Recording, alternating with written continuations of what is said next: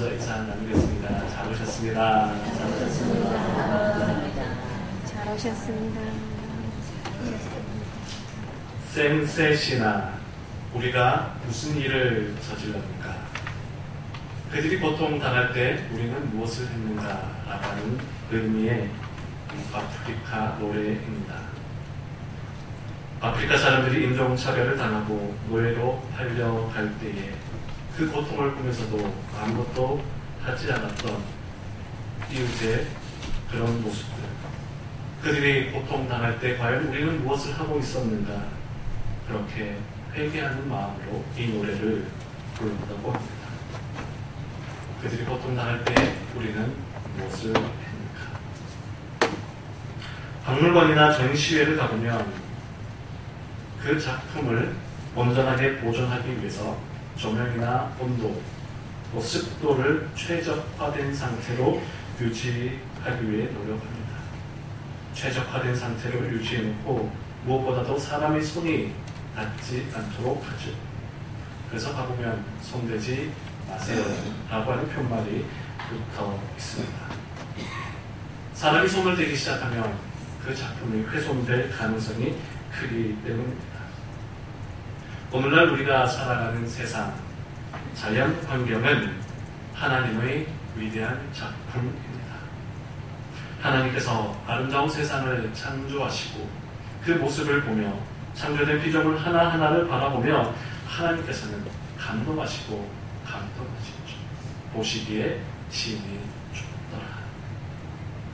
그런데 그런 위대한 하나님의 작품에 사람들이 손을 대기 시작했습니다.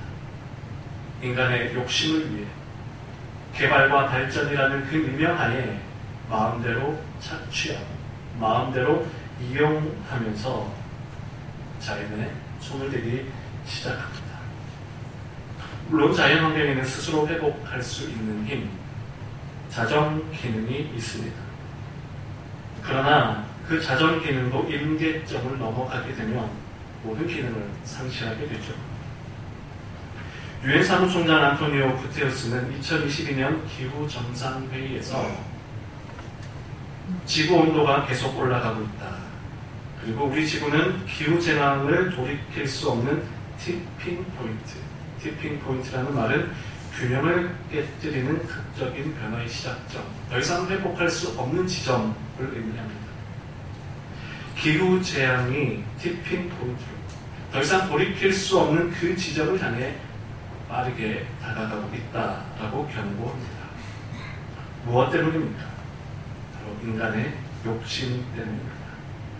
인간의 욕심으로 인해 개발하고 발전시킨다라는 그 미명하에 자연을 짓밟아왔고 자연을 이용하려 했습니다.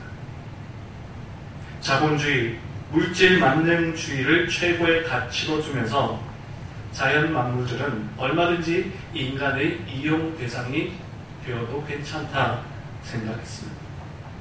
경제적 번영을 위해서라면 얼마든지 이용하고 얼마든지 짓밟아도 괜찮다. 이 정도는 문제될 것 없다라고 생각하며 그렇게 달려왔던 것이죠. 그로 인해 자연 환경은 신음하고 아파하고 있습니다. 센셋이나 우리는 그들이 고통당할 때 무엇을 했는가?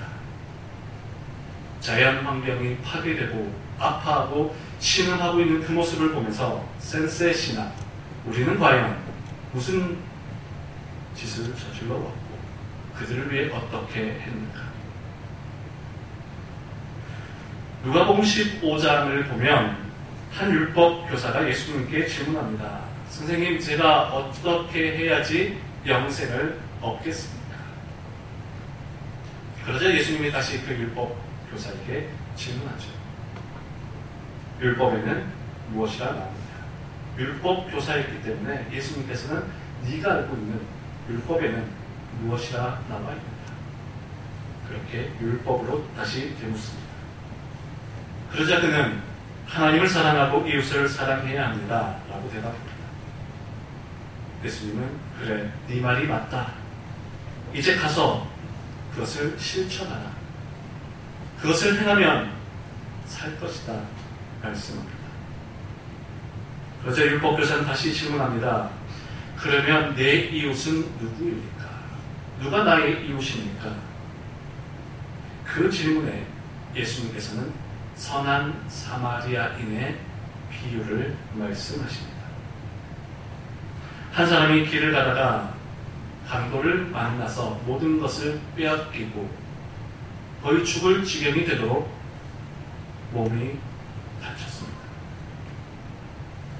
그렇게 상한 몸으로 아무것도 할 수 없을 그때에 제사장이 지나갑니다. 제사장이 그를 보았지만 아무런 조치도 하지 않은 채 지나쳐 버렸습니다. 그는 아마 기대를 했을 것입니다. 저 제사장은 하나님을 잘 믿는 사람이고 훌륭한 성품을 가진 사람이니 나를 도와줄 것이다. 그러나 제사장은 못 본 척 지나가 버렸습니다. 그 다음 지나가는 사람이 있었죠. 누구였습니까? 바로 레위인이었습니다. 레위인, 바로 성전에서 하나님의 일을 하는 사람입니다. 레위인이 지나가는 것을 보면서 저 사람은 나를 도와줄 것이다 생각했지만 그 레위인으로 그냥 지나갑니다. 그리고 세 번째 지나가는 사람이 있습니다. 누구였습니까? 사마리아 사람. 사마리아인은 그를 보고 불쌍히 여겨 그에게 달려가 상처를 싸며 줍니다. 그리고 자신의 돈을 들여서 그를 여관으로 데려가서 보살펴 줍니다. 이 세 사람의 이야기를 하면서 예수님께서는 율법 교사에게 다시 질문합니다. 누가 강도 만난 자의 이웃인가? 누가 과연 이 강도 만난 자의 이웃인가? 그때 율법 교사는 무엇이라 대답합니까? 자비를 베푼 사람입니다. 라고 대답합니다. 예수님께서는 분명 세 번째 사람을 일컬어서 사마리아 사람이라고 말씀하셨지만 율법 교사의 대답은 자비를 베푼 사람이라고 대답합니다. 왜 사마리아 사람이라고 대답하지 않고 자비를 베푼 사람이라고 그렇게 표현을 했을까? 그 당시 유대인들에게 사마리아 사람들은 경멸의 대상이었습니다. 그들을 만나지도 않았고 그들의 입에 사마리아라고 하는 그 이름조차 올리지 않았습니다. 사마리아 사람들을 극도로 경멸했기 때문에 자신의 입에 사마리아 사람이라는 말을 올리지 않았던 것이죠. 대신 자비를 베푼 사람입니다. 라고 대답합니다. 사마리아 사람, 유대인들에게 경멸의 대상이었지만 오히려 그는 긍휼한 마음으로 강도 만난 사람에게 다가갔고 상처를 싸매주었고 신음하고 아파 있는 그 사람의 치유를 위해 자신의 시간과 물질을 들여 그를 보살펴 주었습니다. 예수님께서는 이 이야기를 하시며 율법교사에게 너도 가서 이와 같이 하라 말씀하셨죠. 우리는 이웃이라고 하면 내 주변 가까이에 있는 사람, 나와 마음이 잘 통하고 나와 좋은 관계를 맺어가는 사람이라고 생각하며 이웃이라고 하는 그 개념을 폭을 좁게 생각하고 싶어 합니다. 제사장과 레위인이 그냥 지나갔습니다. 제사장과 레위인이 왜 그냥 지나갔습니까? 강도 만난 사람을 내 이웃이라 생각하지 않았기 때문입니다. 아파하고 신음하고 있었지만 저 사람은 내 이웃이 아니야. 피를 흘리는 사람에게 다가가서 곧 죽을지도 모르는 사람을 괜히 만졌다가는 피 흘린 자를 가까이 하지 말라는 율법을 어길 수 있고 죽은 시체를 만지지 말라고 하는 그 율법을 어길 수도 있었다라고 생각하는 어쩌면 핑계하는 핑계를 대면서 저 사람은 내 이웃이 아니다 라는 마음으로 그를 보고도 못 본 채 지나갔습니다. 그러나 사마리아 사람은 아파하고 신음하고 있는 그를 보면서 그가 바로 내 이웃이다 생각하며 그에게 다가갔던 것이죠. 이웃의 범주가 제사장과 레위인보다 사마리아 사람에게 이웃이라고 하는 그 개념, 그 범주가 훨씬 넓었던 것을 보게 됩니다. 오늘 우리의 이웃은 어디까지입니까? 여러분들의 이웃은 누구입니까? 어디가 이웃입니까? 내 주변에 가까운 사람, 나와 친한 사람, 나와 마음이 잘 맞는 사람, 물론 그들도 이웃이죠. 이웃. 내 주변에 항상 내 생활 가까이 있는 사람이 내 이웃이지만 이제는 우리의 이웃을 더욱 확장시켜야 합니다.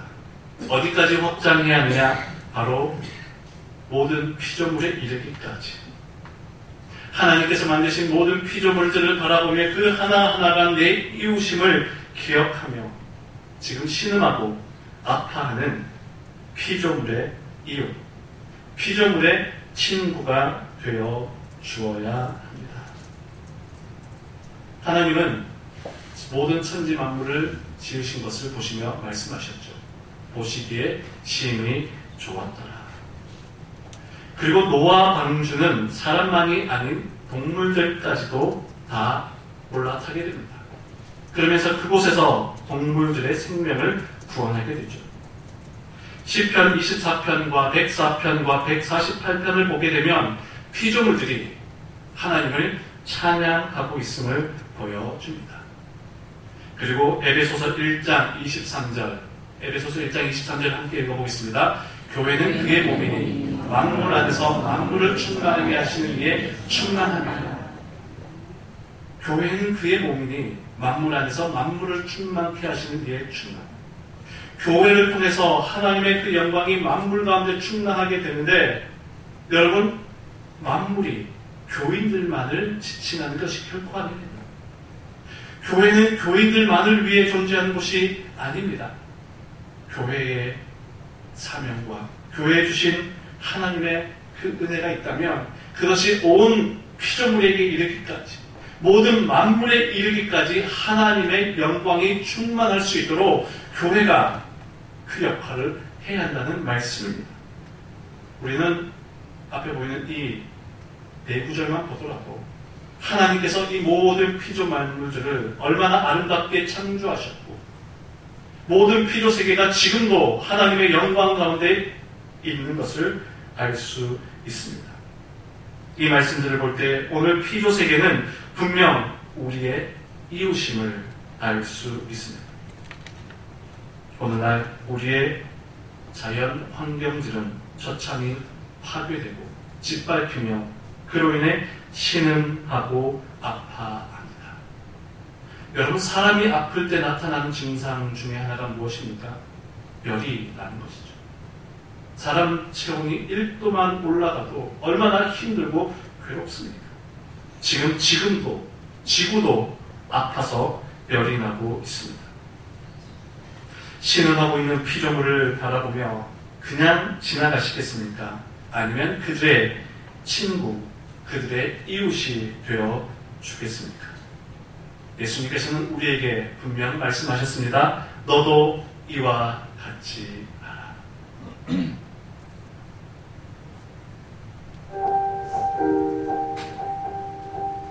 지구가 아프다는 사실을 모르는 사람은 이제 없습니다. 수많은 생물종이 사라지고 있고 전에 없던 자연재해들을 우리는 마주하고 있지요. 그리스도인인 우리는 이제 어떻게 해야 할까요? 신음하는 지구의 고통 앞에서 우리는 무엇을 할 수 있을까요?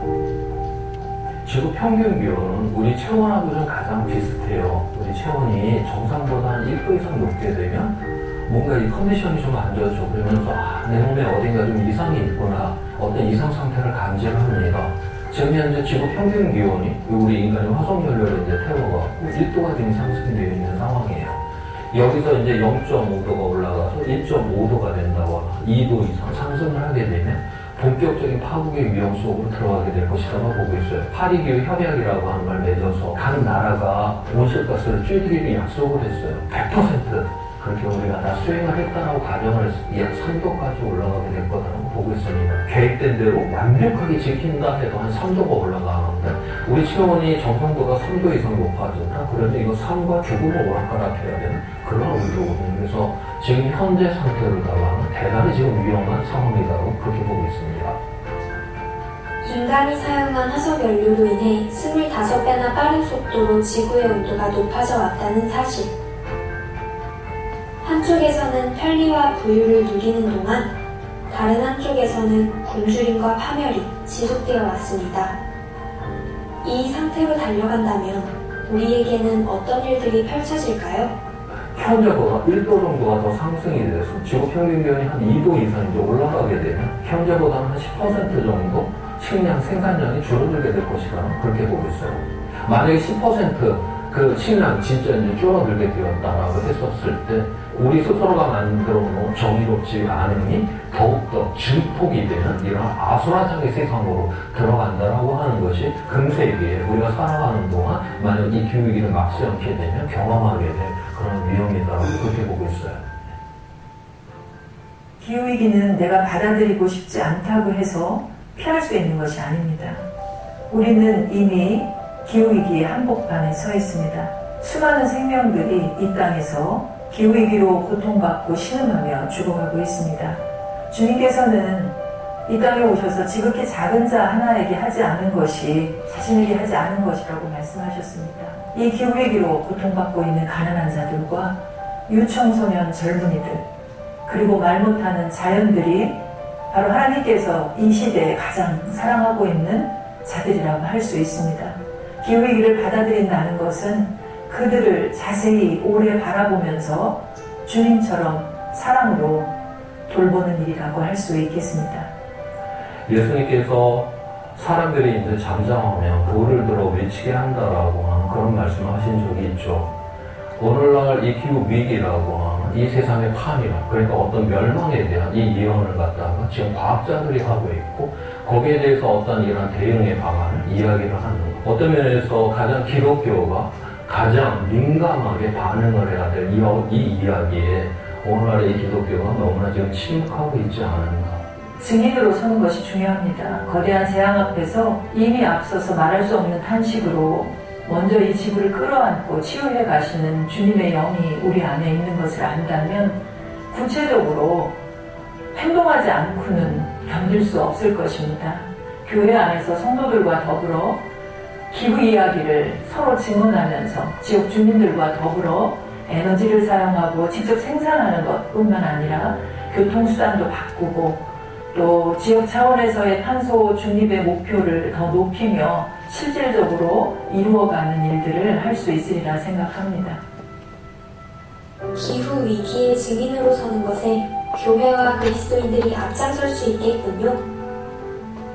그런데 이러한 우리의 노력이 정말 의미가 있기는 한 걸까요?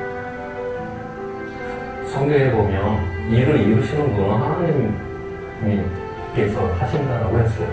우리가 일을 완성하는 사람은 아니죠. 일을 이루시는 분은 하나님이시기 때문에 우리 배에다가 이 돛을 갖다가 펼치는 사람이다. 바람은 들어와야지 이게 나가게 되는데 이 돛을 준비하고 돛을 펼치지를 않는다라고 하면 그 하나님의 바람이 들어왔을 때 이 배는 나갈 수가 없게 되겠죠. 그렇기 때문에 우리는 그 어떤 상황 속에서도 돛을 만들고 돛을 펼쳐야 하는 게 우리의 자세가 아닌가 그렇게 생각하고 있습니다. 탄소 중립, 기후 교회. 매년 6월 5일은 환경의 날입니다. 환경의 날. 하나님께서 만들어 놓으신 자연 환경을 어떻게 바라보아야 할 것인가. 그것은 모두의 과제이며 모두가 함께 힘을 모아야 할 문제이지만 특별히 그리스도인들에게서는 더욱 귀한 사명이 있음을 우리는 기억해야 합니다. 자연 환경은 저절로 그렇게 된 것이 아니죠. 자연이라는 말 자체가 스스로 그러하다, 스스로 자의 그러할 영, 스스로 그러하다라고 말하고 있지만 사실은 자연은 스스로 그러한 존재가 아닙니다. 하나님께서 만드신 피조물입니다. 하나님께서 만드신 아름다운 자연 세상을 우리 그리스도인들이 가꾸고 돌보는 그 일에 최선을 다해야 합니다. 그렇다면 우리는 어떤 자세를 가지고 살아가야 하겠습니까? 먼저는 청지기적인 자세가 필요합니다. 청지기는 주인의 것을 맡아서 관리하는 사람이죠. 청지기가 집안에서 열심히 일을 합니다. 집을 깨끗이 청소하고 땅도 관리하고 창고도 정리하면서 주인의 것을 정성스럽게 최선을 다해서 관리합니다. 그런데 관리하는 청지기가 착각해서는 안 되는 것이 있습니다. 무엇입니까? 이것이 내 것이라는 착각을 해서는 안 된다는 것이죠. 주인의 집을 보면 크고 화려해 보입니다. 땅도 넓고 많습니다. 창고도 열어보면 그 안에 화려한 것들이 참 많이 있었겠죠. 청지기가 그것을 관리하고 청소하고 그것을 매일 들여다보지만 청지기는 결코 착각해서는 안 되는 것이 이것이 내 것이다 라고 해서는 안 된다는 것입니다. 내가 관리하고 있지만 이것은 오롯이 주인의 것이며 주인의 뜻대로 잘 관리하는 것이 나에게 맡겨진 일임을 결코 잊어서는 안 된다는 것입니다. 우리는 이 땅에 부름받고 세움받은 청지기입니다. 우리는 청지기인데 착각을 하며 살아가죠. 이것이 마치 내 것이냐, 이것이 마치 내가 마음대로 해도 되는 것처럼 착각하며 살아갑니다. 내 것처럼 쓰고 내 것처럼 훼손하고 내 것처럼 짓밟는다면, 내 마음대로 쓴다면 그 청지기는 결국 주인에게 심판을 받게 됩니다. 하나님은 천지를 만드시고 이 모든 것을 관리할 수 있도록 아담과 하와에게 맡기시며 말씀하셨습니다. 창세기 1장 28절 함께 있습니다. 하나님이 그들에게 복을 주시며 하나님이 그들에게 이르시되 생명하고 번성하여 땅에 충만하라. 땅을 정복하라. 바다의 물고기와 하늘의 새와 땅에 움직이는 모든 생물을 다스리라 하십니다. 하나님이 아담과 하와에게 복을 주신 이유가 무엇입니까? 하나님이 그들에게 복을 주신 것은 이 땅에 가득한 하나님의 피조물들을, 이 땅에 가득한 하나님의 그런 생명체들, 하나님께서 만들어 놓으신 아름다운 세상을 잘 관리하도록 하기 위해 복을 주셨다는 것이죠. 청지기로서의 그 역할을 잘 감당할 수 있도록 복을 주셨는데, 그런데 인간들은 그 청지기의 사명을 잃어버려요. 청지기가 마치 주인이 된 것처럼 착각하게 됩니다. 특별히 땅을 정복하라, 다스리라고 하신 이 말씀에 대해서 잘못 이해를 합니다. 다스리라, 정복하라는 것을 마음대로 이용해도 된다라고 생각하며 인간의 욕망을 위해 생태계를 파괴합니다. 개발이라는 이름으로 착취하고 이용하려 하였습니다. 그러나 자연은 결코 인간의 정복 대상이 아니며 인간의 이용 대상이 아닙니다. 하나님께서 말씀하신 정복과 다스리는 것은 하나님께서 만들어 놓으신 그 모습 그대로, 그 질서 그대로 하나님이 보시기에 심히 좋았더라라고 하셨던 그 말씀이 계속해서 이어질 수 있도록 그것을 아름답게 관리하고 가꾸는 것, 그것이 바로 하나님께서 본래 말씀하신 정복하고 다스리라고 하는 말씀의 의미입니다. 오늘 우리 모두는 바로 그 청지기적 사명을 감당해 가야 합니다. 기후위기라고 하는 큰 숙제 앞에 놓여져 있지만, 이미 위기 속에 직면했다고 하지만 포기하거나 늦출 수가 없습니다. 함께 힘을 모으고 마음을 모으고 노력하면서 다시 하나님께서 말씀하실 수 있도록, 하나님께서 처음 말씀하신 그 말씀, 보시기에 심히 좋았더라, 이 말씀을 다시금 하실 수 있도록 우리는 청지기의 사명을 잘 감당해야 합니다. 첫 번째가 청지기의 사명을 잘 감당하는 것이라면, 두 번째는 구체적인 실천이 필요합니다. 자연 생태계의 회복은 우리 모두의 노력과 동참으로 회복될 수 있습니다. 물론 개개인의 노력도 필요하지만 더 근본적인 것은 기업의 역량 그리고 공공기관에서의 정책적 마련이 매우 중요하다고 합니다. 기업에서 이 지구를 살리기 위해서 노력하지 않는다면 개인의 노력은 허사가 되고 만다라는 그런 이야기까지 하고 있습니다. 대량으로 생산하는 과정 속에서 환경 유해 물질이 나오고 비용을 절감하기 위해서 제대로 된 처리 과정을 거치지 않고 그냥 헐려버린다면 지구 환경은 되돌릴 수 없는 그런 극단적 위기에 내몰리고 말 것입니다. 그러하게 공공기관과 기업에서 적극적인 정책을 펴고 노력을 해야 합니다. 그러면서 오늘 우리 개개인의 삶도 마찬가지죠. 특별히 하나님 백성으로서 하나님의 창조 세계를 보존하고 지켜가기 위한 사명이 우리 그리스도인들에게 있음을 기억하며 우리는 실천하며 살아가야 합니다. 주보 뒷면에 보시면 지구를 살리는 7가지 거룩한 습관의 내용이 나와 있습니다. 이 내용은 기독교 환경연대에서 발표한 내용들을 정리하고 요약한 내용들인데요. 물론 여러분들이 잘 알고 있는 그리고 이미 실천하고 있는 내용들일 것입니다. 그렇지만 우리가 이 시간 다시 한번 예배드리면서 하나님 앞에서 결단하고 이 약속을 성실하게 지켜가고자 하는 의미에서 제목들만 한번 읽어보도록 하겠습니다. 제가 번호를 외치면 여러분들이 순서대로 한번 외쳐주십시오. 1, 2, 3, 4, 5, 6, 7. 우리의 이러한 노력들이 작고 미미한 것처럼 보여질 수 있습니다. 나 한 사람이 한다고 해서 뭐가 달라질 수 있을까 생각할 수도 있습니다. 그러나 우리의 작은 마음 하나하나가 모여질 때에 결국 큰 힘을 발휘하게 됩니다. 자연 만물들은 하나님의 위대한 작품입니다.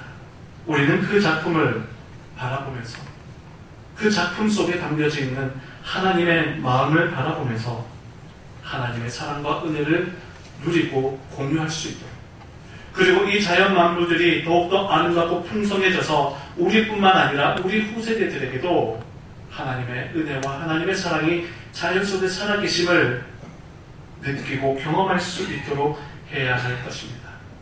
여러분들이 이미 대부분이 이런 실천적 노력들을 잘하고 있으리라 생각합니다. 그렇지만 우리가 이제 이것이 우리의 사명이 되고 하나님께서 맡기신 청지기적 사명이 됨을 기억하면서 자연 만물을 바라보면서 하나님을 기억하고 저 자연 만물들을 우리가 잘 가꾸는 것이 하나님의 뜻과 계획임을 기억하며 살아가야 할 것입니다. 그러할 때에 하나님께서 여러분들을 바라보시며 보시기에 심히 좋았더라. 저 높고 푸른 하늘을 바라보며 넓고 깊은 바다를 바라보며 아름답고 푸르른 저 산과 들과 땅을 바라보며 아름다운 나무와 꽃 하나하나를 바라보며 하나님께서 말씀하실 것입니다. 무엇이라고요? 보시기에 심히 좋았더라. 기도하겠습니다. 살아계신 하나님 아버지, 하나님께서 만드신 아름다운 피조세계, 하나님께서 창조하신 위대한 하나님의 작품들, 그러나 인간의 욕심과 인간의 욕망으로 인해 하나씩 하나씩 깨어지고 짓밟히고 신음하고 있는 것을 보게 됩니다.